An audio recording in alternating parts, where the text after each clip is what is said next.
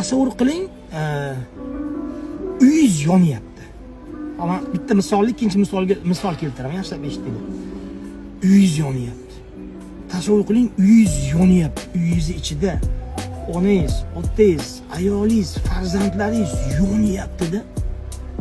Tasavvur qiling, Xudo ko'rsatmasin, astag'firulloh. Va siz yuguryapsiz yordamga. Qo'lingizda suv yetib borsangiz, shu suv bilan o'chira olasiz. Aqlingiz yetyapti. Yuguryapsiz yonayotgan uyga qarab. Eng yaqinlaringiz yonyapti.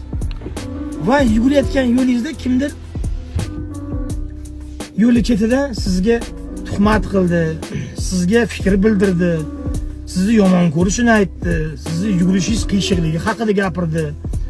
Sizni yuzingizga yoqmas ekan. Qanaqadir umuman negativ fikr bildiryapti.